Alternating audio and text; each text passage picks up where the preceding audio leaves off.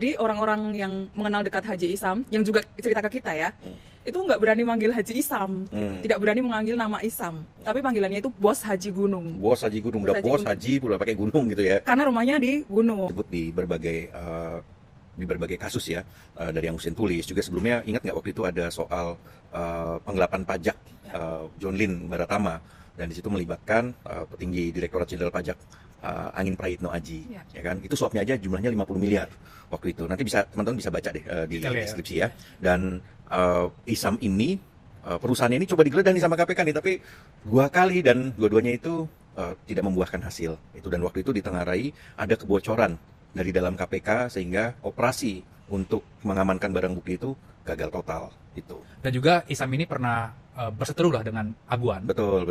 Itu Tempo pernah membuat laporan utama di 2019 antara Agua dengan PT Silo, yang mana berebutan mengenai lahan di sana ya. Perseteruannya luar biasa tuh, melibatkan coklat dan hijau. Betul. Ya kan. Ada yang pakai polisi, ada yang kemudian juga pakai tentara. Kalau di laporan majalah Tempo ya itu di April 2019 kalau gua nggak salah. Dan disitulah kemudian ya itu kita menyebutnya sebagai perang tambang gitu ya. Perang Bintang. Perang tambang. Gitu. Ya sampai sekarang juga Isam menggarap berbagai proyek yang dikerjakan oleh pemerintah ya. Salah satunya food estate di Merauke. Ya. Kita juga pernah menulis Isam ini memberikan sekitar 2.000 ekskavator senilai 4 triliun 4 triliun untuk wah. food estate di Merauke. Dan ketika kita ke sana ya, Tempo ke food estate Merauke itu ada orang Haji Isam di sana dari John Lin. Nah, sekarang Isam itu memang cukup berpengaruh nih di pengusaha besar ya, Betul. pengusaha besar di sekitar presiden, karena dia kemudian ditenteng oleh presiden kemana-mana. Ya. Misalnya ketika bertemu dengan Perdana Menteri Jepang, kemudian ketemu dengan Bill Gates. Jadi ada lucuan juga, ini orang Indonesia Timur pertama yang bisa salaman sama Bill Gates. Yes. Ya ada itunya ya di media sosial ya. Tapi ada cerita lucu ketika Haji Isam ketemu dengan para petinggi ini, atau ketemu dengan PM Jepang, juga ketemu dengan Bill Gates. Kan dia pakai jas ya. Oh ya. Nah, Jadi pakai kaos ya. Biasanya dia pakai kaos, celana pendek kemana-mana gitu, pakai sendal gitu. Tapi di situ dia pakai jas. Jadi ada orang yang juga hadir di situ, terus berinteraksi gitu dengan Haji Isam. Meledek lah, bukan meledek sih, memuji kok sekarang pakai jas. Nah. Karena biasanya cocok, mantap. Karena biasanya gerah pakai jas. Terus gini-gini ya sini ya, karena nggak nyaman dengan kerah kemeja dan jasnya gitu. Ya karena Haji Isam itu memang dari pengusaha yang dari Kalsel, kemudian tidak terbiasa dalam acara formal, kemudian datang di acara formal menggunakan jas gitu. Iya. Ya mau pakai apapun ya bebas. Orang kaya ya. Orang kaya. Terus di situ diperkenalkan loh sama Prabowo Nah. kepada PM Jepang, ini seorang pengusaha lokal yang berpengaruh bla bla bla. Di era Jokowi pun Isam ini kan banyak menggarap proyek pemerintah gitu ya. Seperti yang B40 kalau gua nggak salah, B30 atau 40, lalu juga menggarap pabrik tebu juga di Sulawesi. Oke, kita akan menjelaskan juga soal jejaring politiknya Haji Isam ini ya. Iya. Tapi ada yang terbaru nih. Kenapa kemudian Tempo mengeluarkan laporan soal Isam, yaitu soal rencana pengambil alihan P3. Jadi dari berbagai narasumber yang kita temui dan wawancarai Pram, Haji Isam ini akan ikut masuk dalam kontestasi pengambil alihan Ketua Umum P3.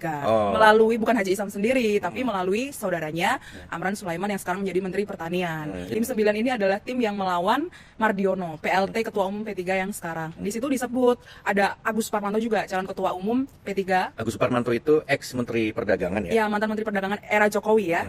Lalu di situ disebutkan juga bahwa di dalam kontestasi dari eksternal itu calonnya akan ada Amran Sulaiman. Menariknya nama Amran Sulaiman ini munculnya dari Solo. Gimana ceritanya?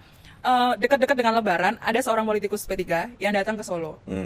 Minta pencerahan siapa nih Ketua Umum P3 nanti. Karena di sekitar bulan September itu kan akan ada muktamar. Muktamar Lalu, P3. Muktamar P3. Lalu Solo bilang, Solo itu dalam arti Jokowi ya. Jokowi menyampaikan, kenapa ndak Amran saja? Oh, harus gini ya logatnya. Kenapa ndak Amran saja? Karena di situ disebutkan bahwa Amran ini akan didukung oleh Haji Isam. Karena untuk mengambil alih P3 itu membutuhkan biaya yang cukup besar. Gitu. Karena P3 ini kan juga sekarang terlempar dari DPR ya. Dan ke depan ini kan mereka mau masuk lagi ke DPR. Iya, betul. Dan penjajakannya sudah mulai serius karena ada pertemuan Amran dengan beberapa politikus P3 di Makassar, contohnya di kantor Amran di Makassar. Nah, kenapa ada pendekatan Isam ke partainya, yaitu karena P3 ini sebetulnya partai yang punya otot. Jadi di jaringannya ada, lalu juga ada tokoh-tokohnya dan dekat dengan Islam tentunya kan. Iya, dia menjadi satu-satunya partai Islam, ya kan? Ya.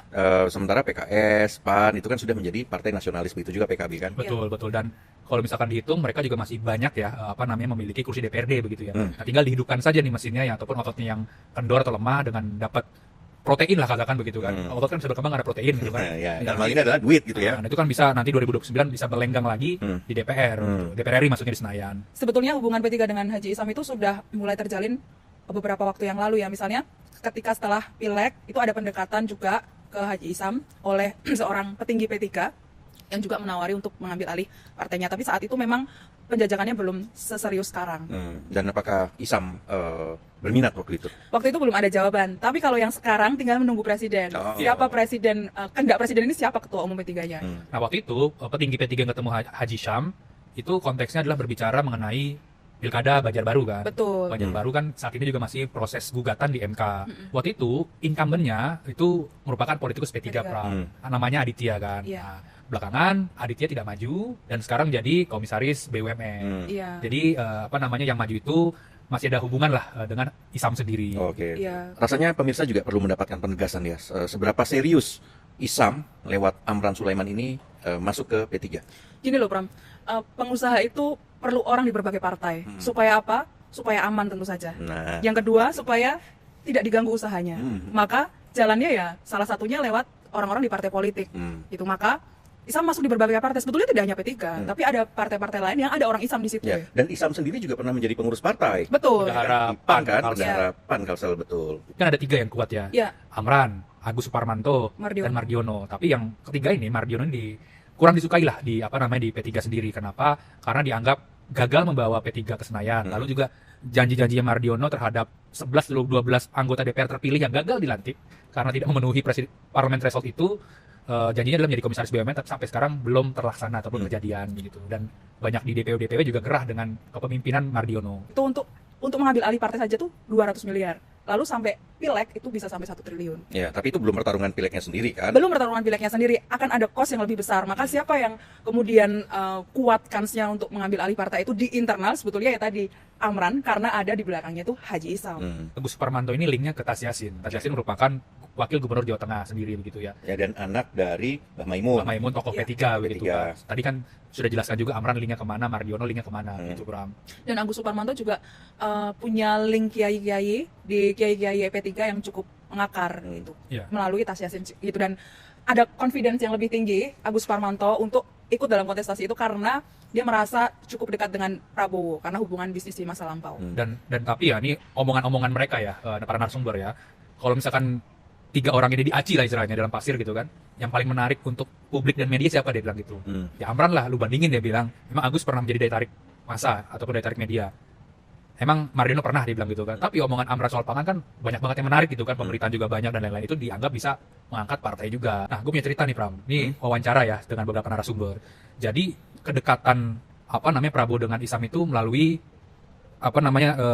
penghubung begitu awalnya. Yang pertama adalah ini lo harus ingat momentum Amran Sulaiman menjadi Menteri Pertanian lagi di akhir-akhir jabatan Jokowi. Ya. Kenapa?